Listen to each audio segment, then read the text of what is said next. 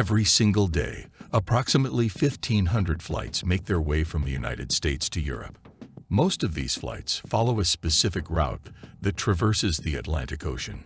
This route has become something like an unseen highway for airplanes, where they fly one after another, keeping a distance of 60 kilometers between them. In terms of lateral separation, they maintain around 30 kilometers between each other. Vertically, there's only a difference of 1,000 feet, roughly 305 meters, above and below each plane. You might have either experienced this scenario firsthand or seen videos where multiple planes are flying closely in the sky. This phenomenon is especially noticeable on flights from the US to Europe, as they utilize this invisible highway. But the question that arises is, with the sky vast and seemingly empty, why do pilots opt to fly closely together in this potentially risky situation?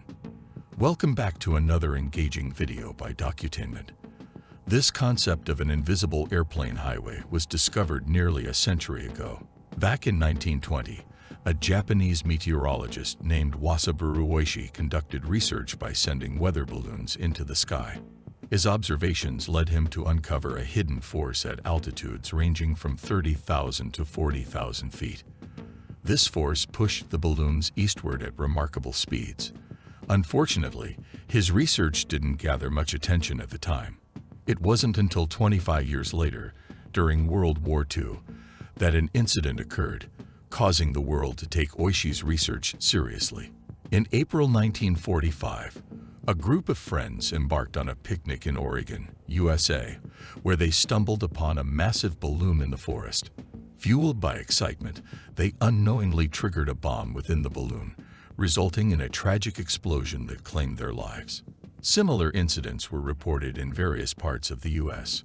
An investigation revealed that these balloons had been launched by Japan from over 10,000 kilometers away, on the other side of the Pacific Ocean.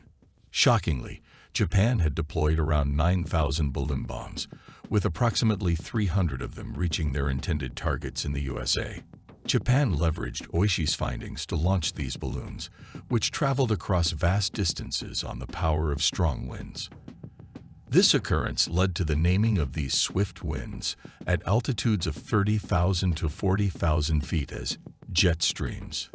Throughout most of the year, these winds consistently blow eastward at speeds reaching up to 250 kilometers per hour. Jet streams are a phenomenon observed in both the northern and southern hemispheres. They manifest as cylindrical channels spanning several hundred kilometers in width and extending 4 kilometers in depth. Astonishingly, jet streams lack a fixed location. Scientists attribute the existence of these robust winds to the disparity in temperature between the Earth's poles and equator. As warm air from the equator moves poleward, it gives rise to the formation of these jet streams. However, a puzzling question arises. If air moves from the equator toward the North Pole, shouldn't it travel from south to north? The primary explanation for this west-to-east movement of jet streams is the Earth's rotation. Our planet rotates counterclockwise, or from west to east, at a speed of about 1,600 kilometers per hour. Although these powerful winds should naturally travel from the south to the north, the Earth's rotation forces them to proceed from west to east. Let's now investigate into our primary query. Why do approximately 1,500 planes opt for a single route when traveling from the US to Europe over the Atlantic Ocean? In 1952, airline pilots began to pay attention to jet streams. Just as these streams are observed over the Pacific Ocean, they also make their presence known over the Atlantic Ocean, particularly during flights from the USA to Europe. During these journeys, pilots intentionally guide their planes into these jet streams. Why? Because the winds within these streams, with speeds of 250 kilometers per hour, provide an additional push to the aircraft, propelling it forward. This results in increased speed, decreased turbulence, and significant fuel savings. Conversely, when returning from Europe to the US, pilots steer clear of these jet streams due to the opposing winds that would hinder their progress. As the airline industry flourished, All pilots adopted the practice of utilizing jet streams for eastward travel. However, a challenge arose as air traffic within these jet streams increased, potentially leading to accidents. The task of ensuring flight path safety within these jet streams fell to air traffic controllers. These controllers relied on radar to track the plane's positions, which posed limitations as radar coverage extended only up to a maximum of 128 kilometers. Beyond this radius, planes would vanish from radar screens, creating a potential window of 14 minutes during which accidents could occur. To address this concern, the Northern Atlantic Organized Track System was introduced in 1965. This system divided routes into various paths for flights between the America and Europe. 4 key centers in the Atlantic Ocean, New York, Gander, Newfoundland, Santa Maria Oceanic, and Shanwick, managed these routes. The NATOTS consists of 6 routes.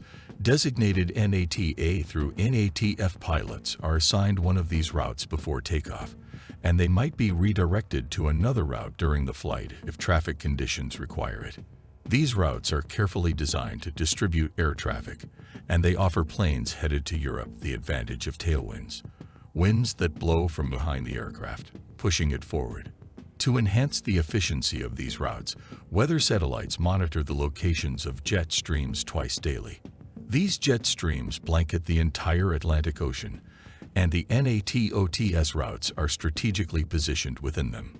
This enables autopilot systems to maintain a plane's speed, altitude, and latitude according to the conditions of the NATOTS routes, even when the plane's exact location isn't updated to ATC for a brief period. This accounts for why planes bound for Europe seem to predominantly follow this specific route. To verify this, let's refer to a live plane tracker.